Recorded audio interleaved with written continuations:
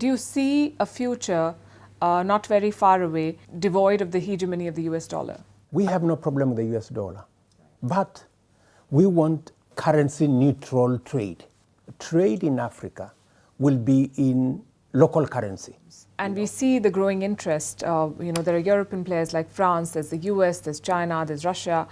Do you also then see a new scramble for Africa? Scramble would be the wrong word. Maybe a new focus. There is an African proverb that says, until the lion learned to write his own story, all stories glorified the hunter, because he was the one writing. So this time round, we're going to write our own story. That's correct.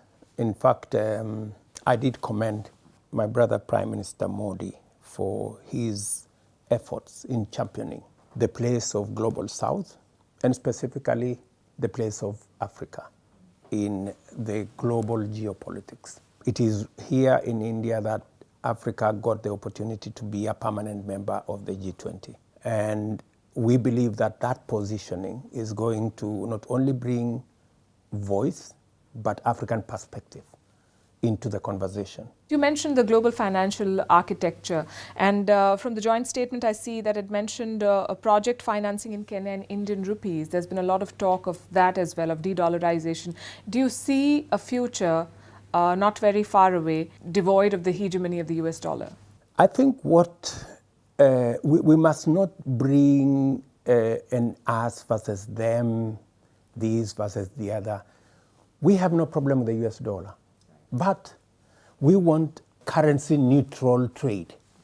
We want to diversify currency. For example, for us in Africa, we are working with the Afri-Exim Bank to have a pan-African payment and settlement system where trade in Africa will be in local currency, but the settlement can be done at a higher level by a centralized system. Afri-Exim is providing a facility because we lose about $5 billion every year in Africa just in exchange rates between this currency and this currency and the dollar, this currency and the other one. So we are saying we want trade, we want commerce, we want transactions to be currency neutral. For us, we want to trade in our local currencies. And in fact, the conversation I was having yesterday with Prime Minister Modi is that even the facility that will be extended to Kenya, the $250 million facility, we want it in Indian rupees so that we can, why should we go and look for dollars when we can have the facility in Indian rupees? We have a lot of trade, we have commodities we buy in Indian rupees. Why should we change Kenya shilling to US dollar, from US dollar to Indian rupees? Why don't we just agree that we can do trade between Kenya in shillings and in rupees? So this is what the conversation we are having. You recently also said that the world is now looking at Africa as an opportunity and not as a source of problems. And we see the growing interest. There are European players like France, there's the US, there's China, there's Russia. Do you also then see a new scramble for Africa sort of taking shape? Scramble would be the wrong word. Maybe a new focus. What we are saying as African leaders is, and I will tell you what I have said often, that there is an African proverb that says, until the lion learned to write his own story, all stories glorified the hunter, because he was the one writing. So this time round, we're going to write our own story. For a long time, people wrote stories about Africa.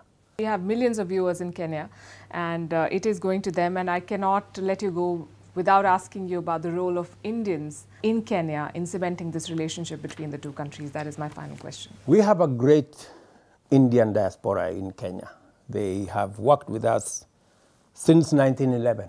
They came to build the railway, and they found that there was a great place to stay. So they chose to stay with us in Kenya. They bring on board the diversity of Kenya, and today they stopped being Indians. They are now Kenya's 44th tribe, and they are perfectly Kenyan with us. And they've been a great bridge between India and Kenya. So there you have it, guys. Our African leaders are really trying their best to manage Africa's challenges as much as they are. And when we show these speeches here on this channel, we actually encourage to share our thoughts in the comments. So whatever it is you guys think about these speeches, please do share your thoughts in the comments. Thank you for watching, guys. I really hope you enjoyed this video. Please share and like and subscribe, because that's the way you support Kwazemi as a channel, an Afrocentric channel, where we try to understand deeper issues in African history and hopefully develop a collective intelligence on how we wish to build the Africa we want to see as people of Africa. See you in the next one.